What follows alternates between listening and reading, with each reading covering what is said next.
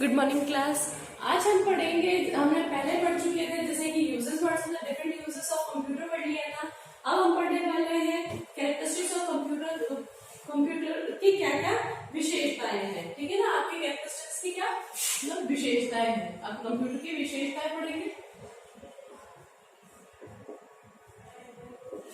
विशेषताएं क्या होती है कंप्यूटर की विशेषता? सबसे पहले तो होती है आपकी स्पीड। स्पीड मतलब हमारे क्या होती है गति। कंप्यूटर की जो स्पीड होती है वो क्या है, बहुत ज्यादा होती है। आपको वो क्या है, जितनी भी कंप्यूटर मैथमेटिकल कैलकुलेशन हो या कोई और प्रोग्राम की आपको कोई भी आउटपुट चाहिए, उसकी क्या है स्पीड बहुत अच्छी होती है। आपने जो भी आपने उसको काम किया है, एक सिर्फ आपके 1 क्लिक के अंदर आपको आउटपुट देता है, इतनी अच्छी स्पीड उसकी। ठीक है, वो क्या है बहुत ही बहुत ज्यादा कैलकुलेशन, मिलियंस ऑफ कैलकुलेशन वो सेकंड्स में काम कर सकता है। चाहे अगर वही चीज, वही कैलकुलेशन या वही काम आप कंप्यूटर की जगह अगर इंसान को देते हैं तो किसी भी नॉर्मल ह्यूमन बीइंग को काम करने के लिए क्या है बहुत टाइम कंज्यूमिंग होता है। हो सकता है कि उसको इतनी कैलकुलेशन, कई बार मिलियंस ऑफ कैलकुलेशन करने के लिए एक इंसान को साल भर क्या उसकी जिंदगी कम पड़ जाती है। इतनी अच्छी स्पीड कंप्यूटर की होती है। इसलिए हम कंप्यूटर में क्या सबसे फर्स्ट कैरेक्टरिस्टिक्स क्या होती है, स्पीड। नेक्स्ट है हमारे इसकी कैरेक्टरिस्टिक्स में एक्यूरेसी। एक्यूरेसी मतलब शुद्धता। आपके कंप्यूटर में आपने जो उसको काम दिया है या आपने जो उसको कैलकुलेशन करने के लिए दिए है वो क्या है बिल्कुल एक्यूरेट, मतलब बिल्कुल सही तरीके से, सटीक तरीके से वो आपको उसका आउटपुट देता है। एक्यूरेसी में कभी कभी ऐसा होता है कि आप कहेंगे कि कभी हमारा आंसर हमें रॉन्ग मिलता है। आंसर हमारे कंप्यूटर की वजह से रॉन्ग नहीं मिलता है, कंप्यूटर की वजह से नहीं होता है, वो ह्यूमन बीइंग की फॉल्ट होती है। या तो अगर हमने कोई प्रोग्राम में लिखने में कोई छोटी सी मिस्टेक कर दी है जिसकी वजह से वो आउटपुट क्या है आपको कंप्यूटर उस अकॉर्डिंग देता है। या फिर हो सकता है कि कंप्यूटर में वायरस आ गया हो, इस वजह से कई बार होता है कि आपके जो भी रिजल्ट आ रहा है, जो भी आपका आउटपुट आ रहा है वो एक्यूरेट नहीं आता, गलत आता है। या फिर हो सकता है कि आपके कंप्यूटर में कोई खराबी है, वायरस के अलावा और कोई आपके कीबोर्ड माउस में कोई प्रॉब्लम हो गई हो, इस वजह से वो क्या है गलती का आउटपुट आपने गलत आउटपुट मिलता है। कंप्यूटर हमेशा जो उसको इनपुट दिया जाता है उसके अकॉर्डिंग वो बिल्कुल एक्यूरेट आंसर आपको देता है। ठीक है, नेक्स्ट है थर्ड है इंटेलिजेंसी। इंटेलिजेंसी मतलब क्षमता। उसकी क्षमता होती है आपके कि जो भी वो कार्य करता है करने के बाद वो थकता नहीं है। जैसे कोई इंसान है, कोई अगर काम कर रहा है तो एट अ लॉन्ग टाइम वो क्या है, अगर बहुत अच्छा भी उसकी शरीर शक्ति होगी या काम करने की शक्ति है, पर कहीं ना कहीं आगे क्या है ह्यूमन बीइंग एक टाइम पर थक जाता है। पर ये क्या कंप्यूटर है कभी थकता नहीं है, वो कंटिन्यूअस बहुत लॉन्ग टाइम तक काम कर सकता है। ठीक है, थर्ड का पॉइंट। फोर्थ पॉइंट है हमारा पावर ऑफ रिमेम्बरिंग, स्मरण शक्ति। पावर ऑफ रिमेम्बरिंग, अगर हमारे पास बहुत सारे लॉन्ग डाटा हो, एक ह्यूमन बीइंग को बहुत सारी चीजें याद रखने के लिए बहुत टाइम लगता है और थोड़े टाइम बाद वो भूल जाता है, वो लॉन्ग टाइम तक उसको याद नहीं रख सकता है। पर कंप्यूटर क्या है, उसके अंदर आपने कोई काम कर लिया, उसको स्टोर करवा रखा है, तो वो क्या है आप उसको लॉन्ग टाइम तक यूज कर सकते हैं, मतलब लाइफ टाइम तक यूज कर सकते हैं जब तक कि वो आपके स्टोरेज में है। इसकी क्या है उसकी पावर ऑफ रिमेम्बरिंग कैपेसिटी भी बहुत है कि अगर आपने कोई काम कर लिया है और उस फाइल को बहुत लॉन्ग टाइम तक छोड़ दिया है और एक लॉन्ग टाइम के बाद आपको वो चीज वो फाइल आपको यूज करनी है, तो आप कंप्यूटर से निकाल के उसको कर सकते हैं। ठीक है, थर्ड हमारे पास है वर्सेटिलिटी, मतलब व्यापक उपयोगिता। व्यापक उपयोगिता होती है हमारे पास कि ये जो जितनी भी कंप्यूटर है वो एक ही फील्ड में नहीं, बहुत सारी, मतलब वर्सेटाइल मतलब अलग अलग तरीके से अलग अलग फील्ड में ये काम आता है। तो क्या है वर्सेटाइल होता है ये आपके अभी हमने यूजेस पढ़े थे, तो यूजेस में क्या था हमारे पास मौसम की जानकारी, साइंटिस्ट में, मेडिकल में, एंटरटेनमेंट में, म्यूजिक में, आपकी स्कूल में, सब जगह क्या है कंप्यूटर यूज आता है। आपकी ऐसी कोई फील्ड नहीं अछूती नहीं है जिसमें क्या है कंप्यूटर यूज नहीं आता है। तो ये क्या वर्सेटाइल है, मतलब हर जगह आपको उपयोगी रहता है। ठीक, सिक्स नंबर पॉइंट है ऑटोमेशन। ऑटोमेशन मतलब स्वचालन। स्वचालन इसका मतलब है हमारा कंप्यूटर ऑटोमेटिक मशीन है, आपने उसको इनपुट दिया और वो आपको मतलब आपको इसको बार बार उसको ये नहीं करना पड़ता कि आपको ये काम करना है, फिर नेक्स्ट ये स्टेप करनी है, फिर नेक्स्ट ये स्टेप करनी है। आपको एक पूरा प्रोग्राम या फिर आपको पूरे इंस्ट्रक्शन जितने भी आपको उनको देने हैं वो एक साथ देकर आप उसको काम करने के लिए कह सकते हैं, मतलब ऑटोमेटेड है, आपको खुद चल सकता है, आपको खुद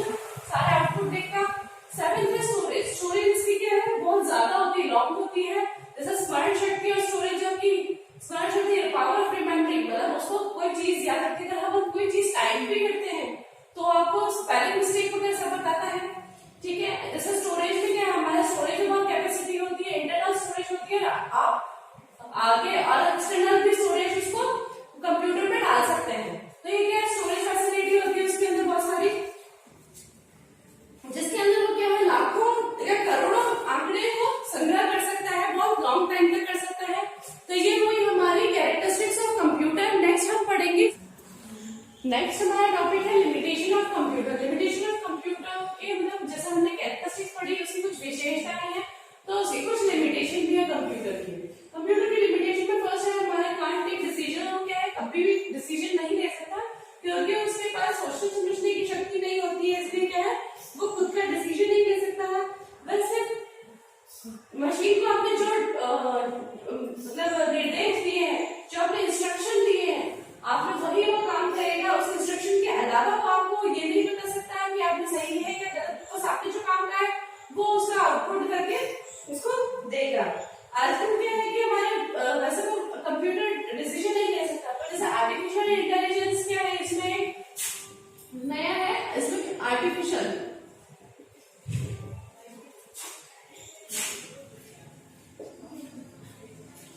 इंटेलिजेंस होता है कि आप कंप्यूटर के अंदर, किसी कंप्यूटर के अंदर या फिर जैसे रोबोट्स वगैरह के बारे में आपने सुना होगा, उसके अंदर क्या है वो एक आर्टिफिशियल कोई चिप लगाते हैं जिससे कि कंप्यूटर सोच सके और वो ये डिसीजन ले सके।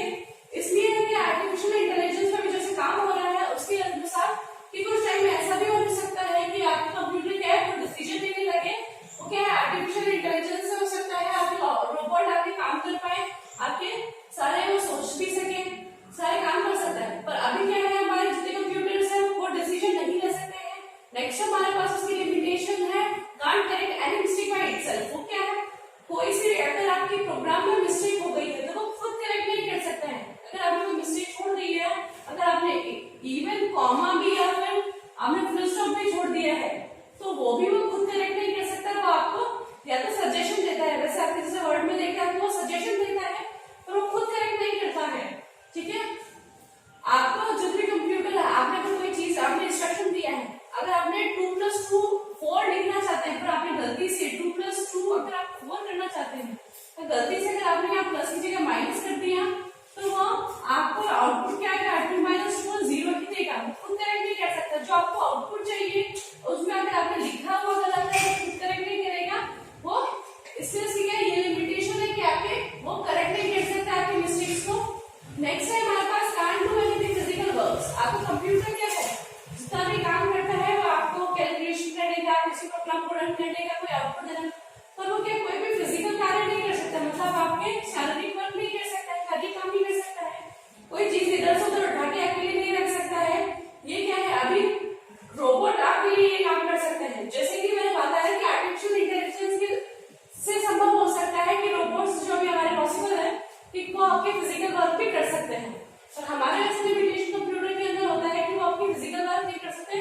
पर अब आर्टिफिशियल इंटेलिजेंस की वजह से, आर्टिफिशियल इंटेलिजेंस की मदद से वो आपकी फिजिकल वर्क भी कर सकते हैं और डिसीजन भी लेने में सक्षम हो जाएंगे। कुछ टाइम बाद आपकी मिस्टेक्स को भी शायद करेक्ट कर दे।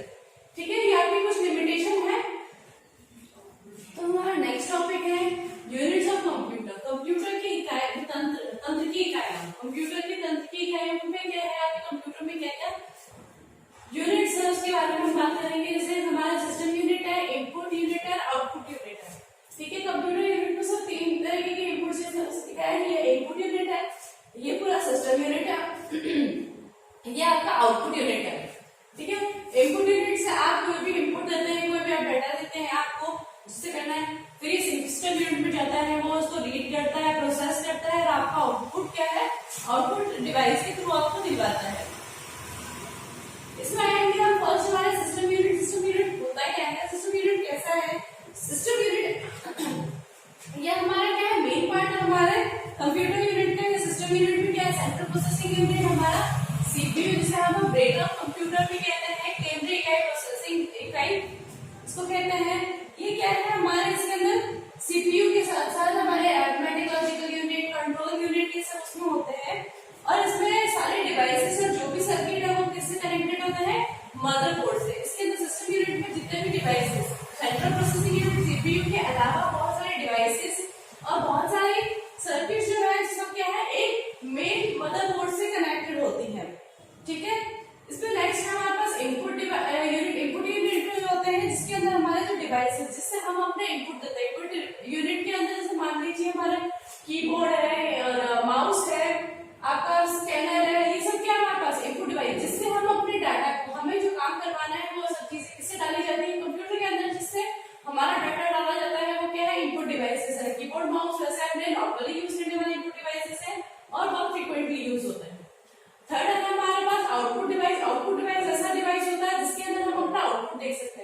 हमने कंप्यूटर को इनपुट दिया, हमने कुछ भी दिया, डाटा दिया है या फिर हमने कीबोर्ड से कुछ एंटर करा है, जो भी डाटा है उसको सिस्टम यूनिट उसको प्रोसेस करेगा और उससे जो आउटपुट आएगा वो आपको क्या है, आउटपुट यूनिट अपने स्क्रीन पे, जैसे आपके आउटपुट हो सकता है आपके स्क्रीन पे मॉनिटर के द्वारा हो सकता है, या फिर आपका आउटपुट आप प्रिंटर से देख सकते हैं।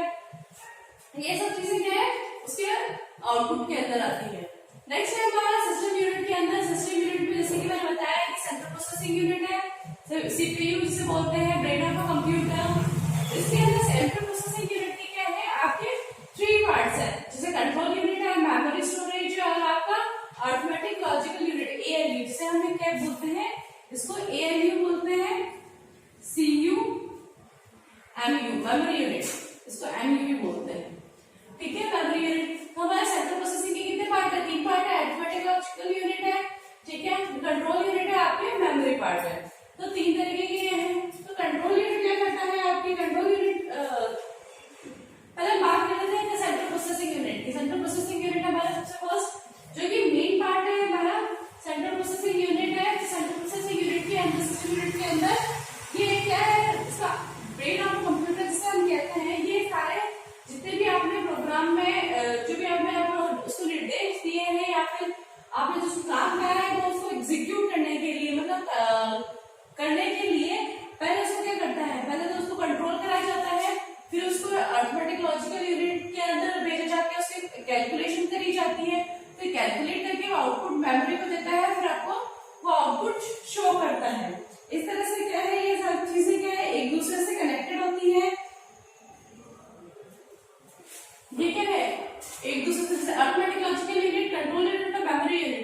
यहाँ एरो से शो हो रखा है कि ये सब चीजें क्या है एक दूसरे से कंट्रोल होती है। ये कंट्रोल करता है अरिथमेटिक लॉजिकल यूनिट से, तो जितनी भी मेन मेमोरी के अंदर जो डाटा है वो डाटा करके उसको प्रोसेस करेगा, फिर प्रोसेस करके वापस आउटपुट आपको मेमोरी के अंदर स्टोर हो जाता है और आपको आउटपुट पे शो होता है।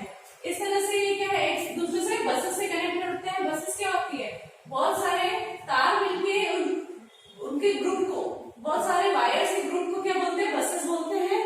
ठीक है, इसके अंदर हमारे पास है सीपीयू के अंदर माइक्रो प्रोसेसर होता है, और इसमें क्या है, जैसे कोई छोटा हो, हमारे पास छोटा माइक्रो कंप्यूटर है, अगर छोटा कंप्यूटर माइक्रो कंप्यूटर है तो उसके अंदर कितनी माइक्रो प्रोसेसर होगा, 1 प्रोसेसर होगा। अगर हमारा कंप्यूटर बड़ा है, जैसे हमारे पास जैसे सुपर कंप्यूटर है या फिर और दूसरा कोई कंप्यूटर माइक्रो कंप्यूटर के अलावा, तो वो क्या होता है उसके अंदर माइक्रो प्रोसेसर की जो क्वांटिटी है वो बढ़ जाती है। ठीक है, इसमें क्या होता है, माइक्रो प्रोसेसर में आपकी चीजें क्या होती है, सीयू, एएलयू और रजिस्टर इंटरनल बसेस। आपकी एएलयू, सीयू ये इंटरनल बसेस है। इसके अलावा रजिस्टर, रजिस्टर जो आपकी जो भी डाटा है वो आपको टेम्परेरी स्टोर करता है। छोटी सबसे जो रजिस्टर जो सबसे फास्ट होता है, जिसके अंदर अपनी स्टोर कर सकते हैं। माइक्रो प्रोसेसर का आविष्कार पहले क्या माइक्रो प्रोसेसर अब यूज होने लगा है। इससे पहले क्या होता था, माइक्रो प्रोसेसर की जगह कंप्यूटर के अंदर हमारे पास है छोटे छोटे ट्रांजिस्टर लगे हुए थे। ट्रांजिस्टर के अंदर से हमारी कैलकुलेशन और उनकी स्टोरेज होती थी। पर ट्रांजिस्टर क्या है, उसकी मतलब स्टोरेज कैपेसिटी या मान लीजिए उसकी कार्य करने की क्षमता क्या थोड़ी कम होती थी।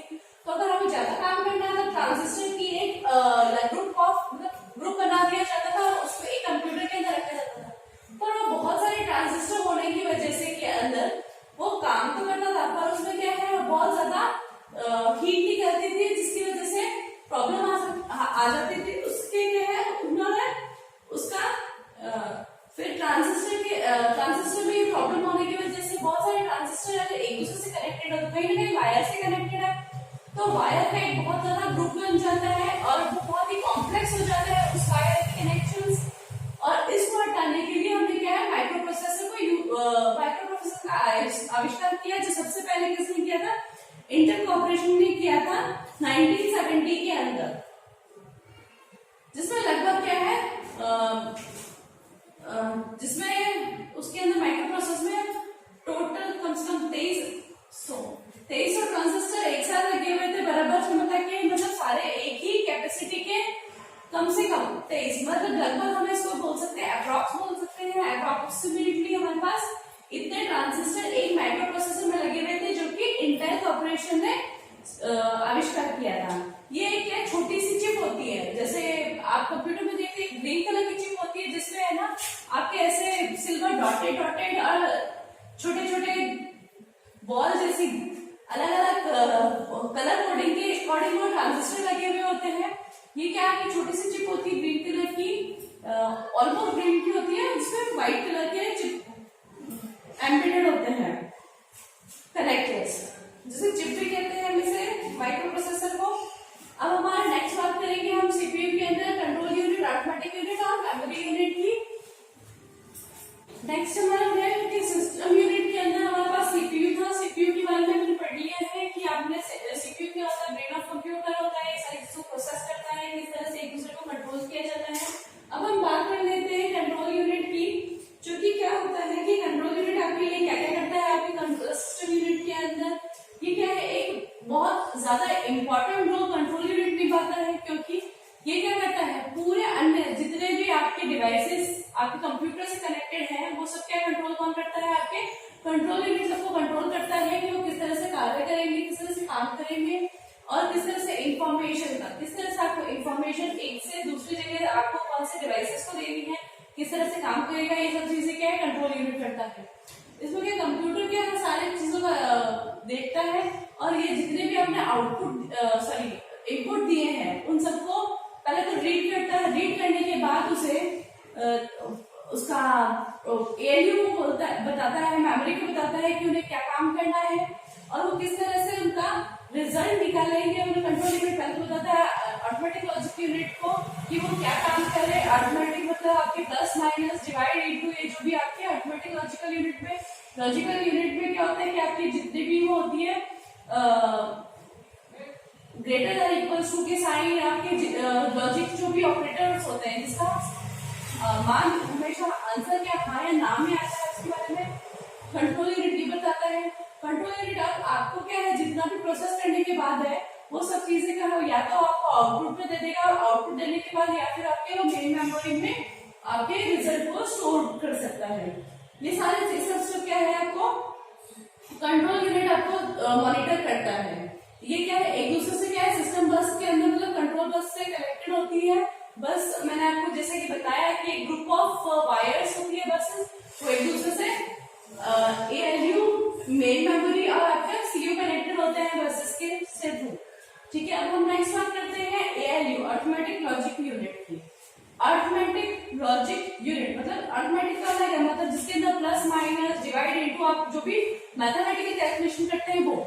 लॉजिक ऑपरेटर और तार्किक मतलब ऐसे कोई प्रॉब्लम जिसका आंसर आपका जिसका सॉल्यूशन जिसका उत्तर हमेशा या तो हाँ में आएगा या ना में आएगा, जिससे हम अपने डिसीजन ले सके, वो लॉजिक यूनिट्स होती है।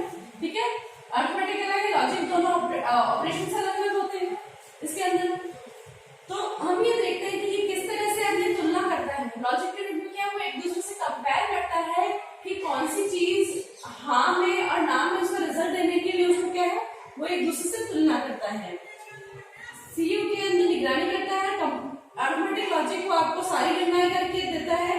एएलयू के अंदर हमारे क्या है एक रजिस्टर एक्यूमुलेट होता है, जैसे मैंने फर्स्ट में बताया था सिस्टम यूनिट के अंदर हमारे पास सीयू एएलयू और हमारे पास ट्रांजिस्टर और बसेस था। ट्रांजिस्टर जिसके अंदर बहुत ही शॉर्ट टाइम के लिए, बहुत ही छोटे टाइम के लिए हमारा कोई डाटा, जैसे अगर हमने किसी को उसको करने के लिए दिया है 2+2 अगर करने के लिए दिया है तो वो थोड़े टाइम के लिए 2+2 को उस रजिस्टर के अंदर रखेगा, मतलब शॉर्ट टर्म मेमोरी हो, आपको उसके अंदर रखेगा, उसको कैलकुलेट करेगा, प्रोसेस करेगा और आपको रिजल्ट आपको मेमोरी को दे देगा स्टोर करने के लिए, आउटपुट को दे देगा शो करने के लिए।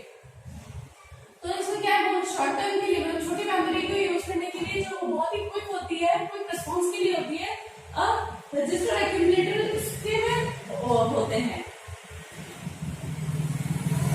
नेक्स्ट हमारी बात करते हैं मेमोरी की। मेमोरी के अंदर क्या होता है हमारे जितने भी डाटा जो हमने प्रोसेस कर लिया है या फिर जिसमें हम काम कर रहे हैं वो सबको क्या है स्टोर करने के लिए मेन मेमोरी में मतलब हमारे मुख्य मेमोरी में स्टोर करते हैं, जिसे हम स्टोरेज यूनिट भी कहते हैं, क्योंकि हम इसमें स्टोर करते हैं, संग्रह करते हैं किसी भी हमारे को जो भी स्टोरेज होती है हमारे जो भी स्टोर करते हैं, जिस भी चीज को हम स्टोर करके रखते हैं, संग्रह करके रखते हैं, उसका कहीं ना कहीं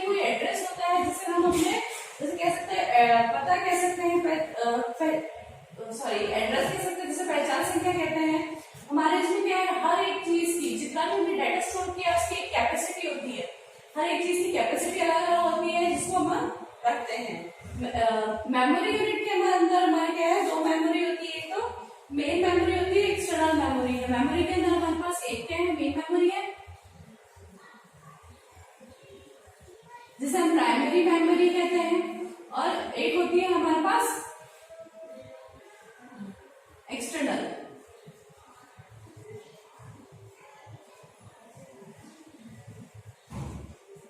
ये हमारा एक्सटर्नल, हम उसको और ज्वाइन कर सकते हैं अगर हमारे। सो हमने बात कर ली थी मेमोरी की। जो मेमोरी है हमारा, जो मेमोरी को हमने दो भागों में बांटा था। मेन मेमोरी जिसे हम मुख्य मेमोरी या फिर प्राइमरी मेमोरी या फिर ऑक्सिलरी मेमोरी कुछ भी कह सकते हैं, और नेक्स्ट है हमारा सेकेंडरी मेमोरी या फिर एक्सटर्नल मेमोरी। तो मेन मेमोरी में हमारे पास क्या होता है कि हमारे पास जो भी डाटा स्टोर होता है वो मेन मेमोरी में बस स्टोर होता है। तो इसमें सबसे फर्स्ट हमारे पास क्या है, मेन मेमोरी के दो पार्ट्स है। मेन मेमोरी में रैम और रोम दो पार्ट्स है। रैम रैंडम एक्सेस मेमोरी मतलब अस्थायी मेमोरी। इसके अंदर क्या होता है कि आप जो भी प्रोग्राम में या फिर ये कह सकते हैं कि रैंडम एक्सेस मेमोरी में ज्यादा प्रयोग में आने वाली मेमोरी को कौन सी होती है, वो रैंडम एक्सेस मेमोरी होती है। ये क्या है, पहले जितना भी डाटा होता है वो सबसे पहले कहाँ स्टोर होता है, वो सब स्टोर होता है रैम के अंदर। और जितने भी एक्सेस करा जाता है, जितना भी अगर आपको मेमोरी से कुछ देखना है, कुछ कोई प्रोग्राम देखना हो, वो कहाँ रैंडम एक्सेस मेमोरी में देख सकते हैं। तो इसमें ये होता है कि आपकी जितनी भी सूचनाएं हैं आपको लिख सकते हैं, मतलब रीड कर सकते हैं और वापस लिख सकते हैं। रैंडम एक्सेस मेमोरी में मतलब आप उसको रीड भी कर सकते हैं, पढ़ भी सकते हैं और लिख भी सकते हैं। इसमें क्या होता है कि आपके जितना भी डाटा है वो आप, अगर आपके कंप्यूटर चल रहा है, आप उसको लिख रहे हैं और आपने उसको, अगर लाइट चली गई या फिर आपने स्विच ऑफ कर दिया, तो जितना भी आपका डाटा लिखा हुआ होगा वो क्या है, आपका चला जाएगा, मतलब वो वहां से इरेज हो जाएगा। तो इसलिए रैंडम एक्सेस मेमोरी, उसको अस्थायी मेमोरी कहते हैं। इसके अंदर आपकी मेमोरी जितनी भी यूज हो रही है वो सिर्फ शॉर्ट टर्म के लिए है, आपके परमानेंट नहीं होती, टेम्पररी मेमोरी होती है। बात हम करते हैं रोम की, जो कि रीड ओनली मेमोरी है।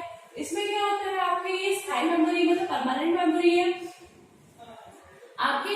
इसको हम वॉलेटाइल कह सकते हैं, इसको नॉन वॉलेटाइल कह सकते हैं। मतलब अगर आप वॉलेटाइल का मतलब उड़ जाना, मतलब कुछ भी, अगर आपको ये नॉन वॉलेटाइल है, अगर आपका जो भी पढ़ रहे हैं और स्विच ऑफ हो गया है या फिर आपका कंप्यूटर टर्न ऑफ करके आपने या फिर लाइट चली गई है, इस वजह से टर्न ऑफ हो गया हो, तो ये क्या है, आपके जितना भी डाटा है वो वहां सब डिलीट हो जाता है। रैंडम रीड ओनली मेमोरी के अंदर आपका डाटा है वो नष्ट नहीं होता, मतलब खत्म नहीं होता। ये नॉन वॉलेटाइल मेमोरी है। इसमें बंद, अगर आपका कंप्यूटर स्विच ऑफ भी हो जाता है तो भी आपके कंप्यूटर के अंदर जो भी आपका डाटा है वो आपको वही उसी जगह में मिलेगा जहां आप देख रहे थे या देखा था आपने। इसमें क्या है, इसमें बेसिक इंस्ट्रक्शन होते हैं मेमोरी का, जो मतलब जो भी अपने बेसिक इंस्ट्रक्शन होते हैं वो आपको यहाँ पे होते हैं। इसका सबसे बेस्ट एग्जांपल है रोम का बायोस। बायोस हमारा है basic input output system. BIOS इसका क्या है, बेसिक इनपुट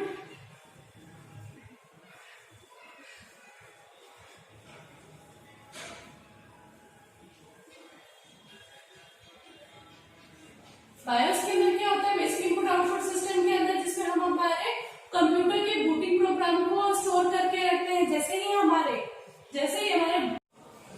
इसमें बेस्ट एग्जांपल था बूटिंग आउट, जिसके अंदर जैसे भी हम हमारा बायोस के अंदर बूटिंग स्टार्ट करते हैं, जैसे हमारा कंप्यूटर टर्न, जैसे ही हमारा कंप्यूटर टर्न ऑन करते थे वो क्या है, बूटिंग स्टार्ट करता है। बूटिंग में क्या है, हमारा रैम एक बहुत ही अच्छे तरीके से यूज किया जाता है ऐसे खिलौनों में जो कि ऑटोमेटिक होते हैं या फिर ऑटोमेटिक मशीन्स के अंदर रोम यूज किया जाता है।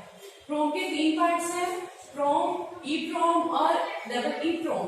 प्रोम में क्या होता है, प्रोग्रामेबल रीड ओनली मेमोरी। इसके में क्या है, जो भी आपका प्रोग्राम लिखा गया है उसको सिर्फ आप रीड कर सकते हैं, उसको राइट नहीं कर सकते, रीड राइट नहीं कर सकते हैं, वापस से नहीं लिख सकते, ये सकते। दूसरा हमारे पास ईप्रोम। ईप्रोम में क्या होता है, इरेजेबल, जैसा कि नाम में बताया गया है इरेजेबल, मतलब ये इरेज हो सकता है। तो ये इरेज कैसा होता है, आपके पैरामैग्नेटिक किरणों से या फिर हमें इलेक्ट्रोमैग्नेटिक रेज से हमारा होती है, आपके ईप्रोम इरेज हो सकता है।